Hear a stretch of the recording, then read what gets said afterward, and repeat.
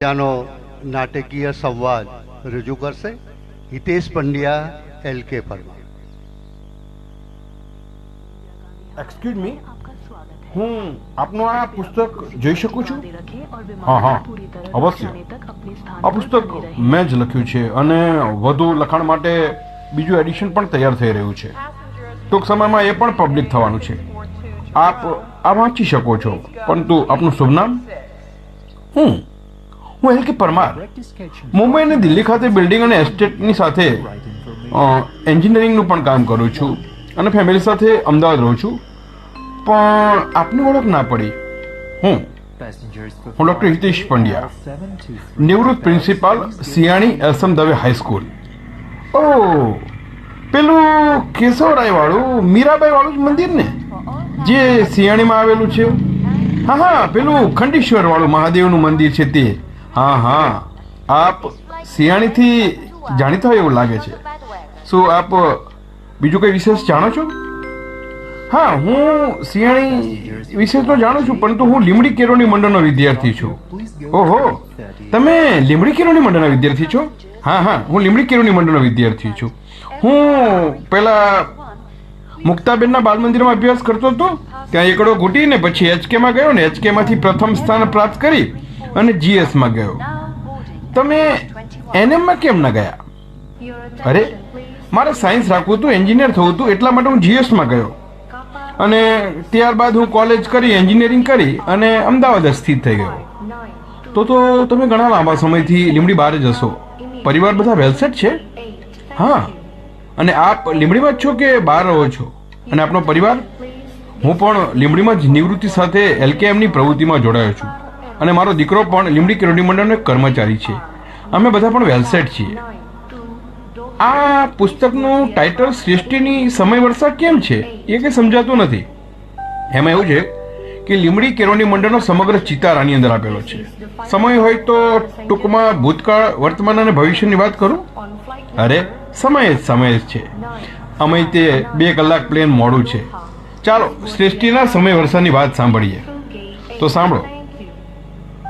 લીમડી કેળવણી મંડળનું બીજ રસિકભાઈ પરીખ, જીતુભાઈ ભટ્ટ, ચમનભાઈ સંઘવી, નિરંજન કાકા, કીર્તિકાંતભાઈ જેવા પાયાના પથ્થરોએ આ કેળવણી મંડળની શરૂઆત કરી।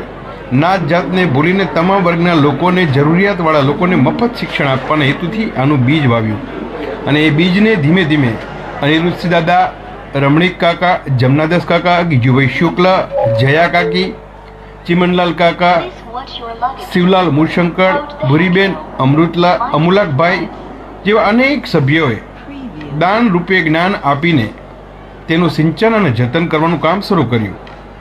ઓહો, મિસ્ટર પંડ્યા, આપની ફિટનેસ તો હજી એવી ને એવી જ છે। લાગતું નથી કે તમે નિવૃત્ત થયા હોય। આ પાછળનું વિશેષ કોઈ રહસ્ય?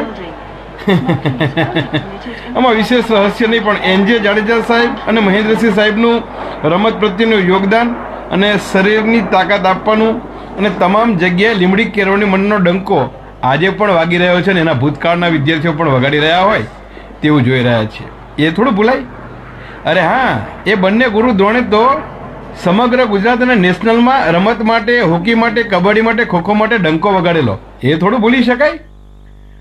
તો મિસ્ટર LK, તમે પેલા JP વોરા સાહેબ, JK રાઠોડ સાહેબ, દોશી સાહેબ, કાળુભા સાહેબ, રાણા સાહેબ, પરમાર સાહેબ, ઝાલા સાહેબ વગેરેની ટીમનો તમને યાદ જ હશે ને? એ તો લીમડી કેળવણી મંડળનો દસકો લાવનારા હતા। હા, એ ત્રીજી પેઢી। અરે, એમનાથી તો આજે જે કંઈ છીએ તે ઉજળા છીએ। એમનો આભાર માનીએ એટલો ઓછો છે। અરે, ટકોરા મળીને ઘડિયાળના ટકોરે કમાણી કરાવતા શીખવાડવાનું પરિણામ આજે ભોગવી રહ્યા છીએ અમે। અરે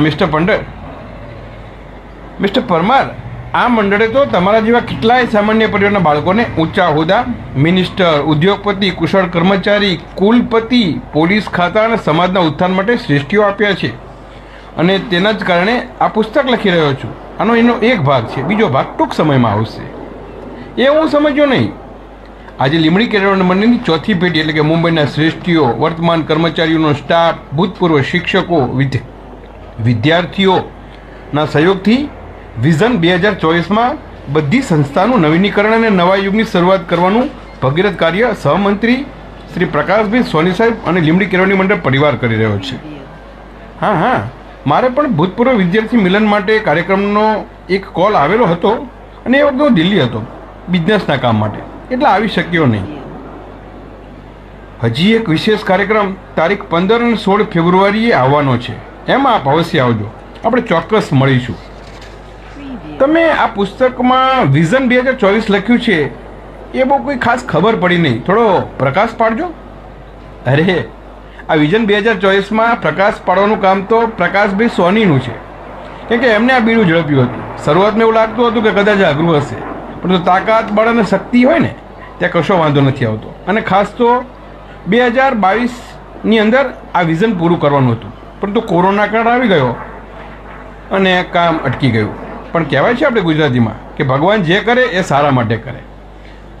3 થી 3.5 કરોડ રૂપિયાના બજેટ સાથે બધી સંસ્થાનું નવીનીકરણ કરવાનું હતું, પરંતુ કુદરતને કંઈક બીજું જ ગમ્યું અને આજે 3ની જગ્યાએ 7 કરોડ સુધી પહોંચી ગયા.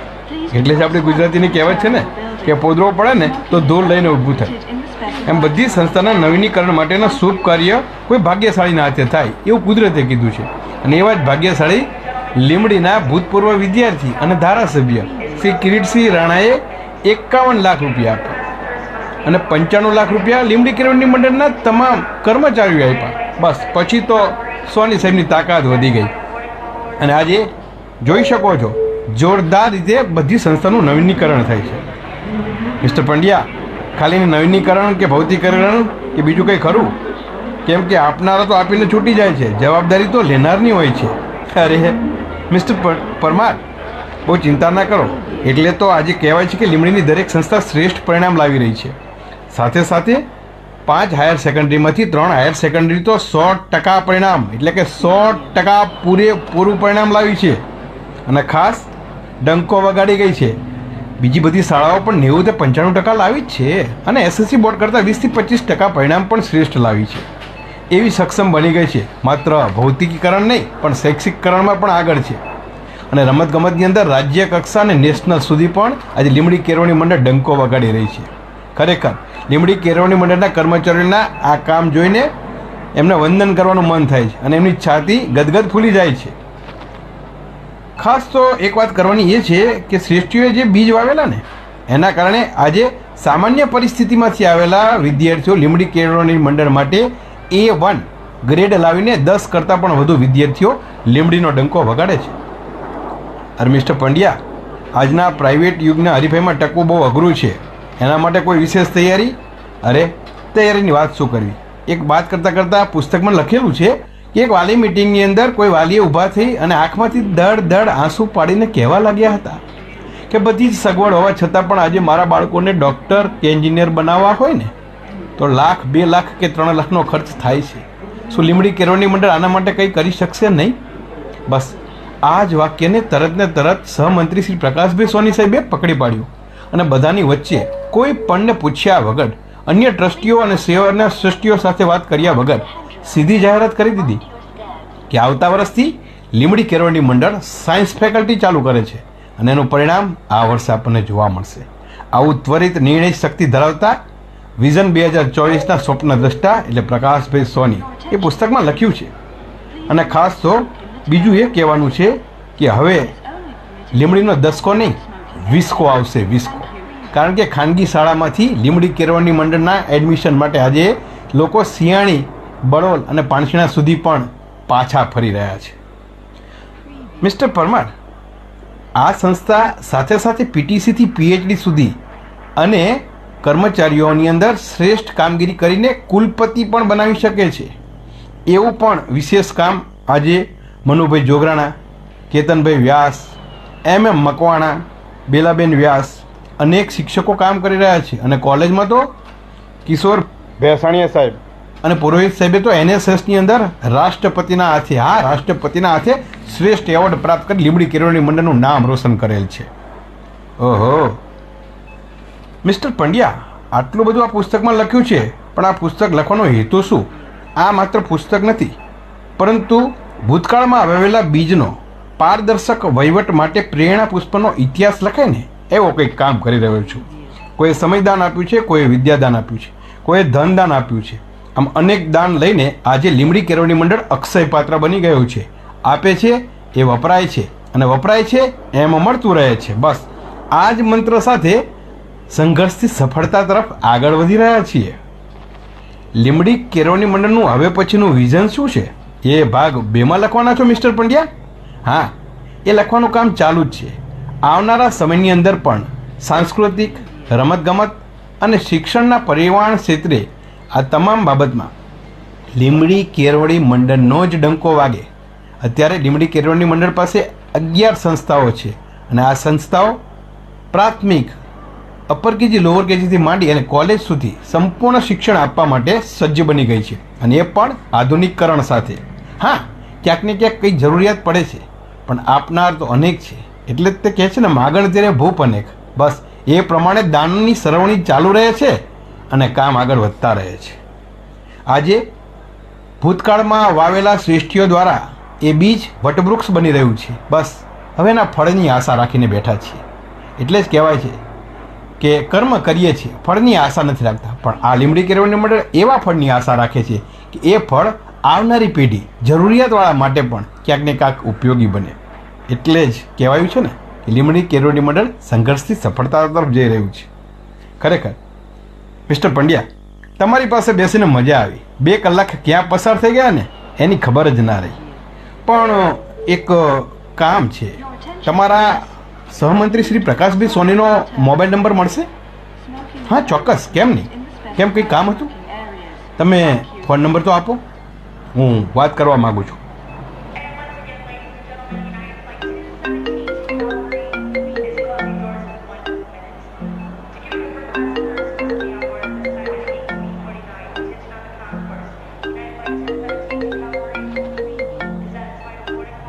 હલો મિસ્ટર પ્રકાશભાઈ સોની, હું શું આપની સાથે વાત કરી શકું? હું મિસ્ટર પરમાર, GS કુમાર વિદ્યાલયનો વિદ્યાર્થી. અત્યારે સાહેબ હું અમદાવાદ રહું છું અને આપની દયાથી ખૂબ સુંદર રીતે પરિવાર સાથે જીવન જીવી રહ્યો છું. આપનો ભૂતપૂર્વ વિદ્યાર્થી કાર્યક્રમમાં ફોન હતો પણ હું ઉપસ્થિત ન રહી શક્યો. પણ સાહેબ, આપ આ વટવૃક્ષને અને આ શિક્ષણ યજ્ઞમાં આહુતિ આપવા માટે થઈ અને મારી ફૂલની પાંદડી સ્વીકારશો?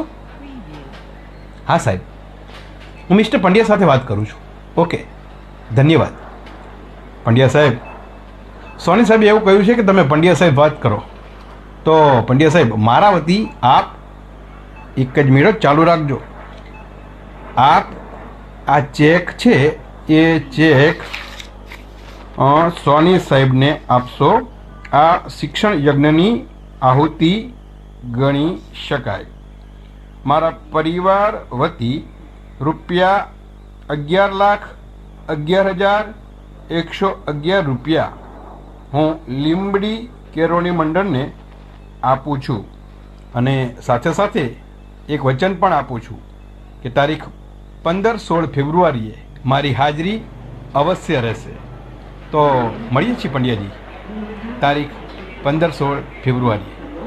ચોક્કસ પરમાર સાહેબ, આપના જેવા અનેક વિદ્યાર્થીઓ આજે લીંબડી કેળવણી મંડળની મદદ માટે આવી રહ્યા છે.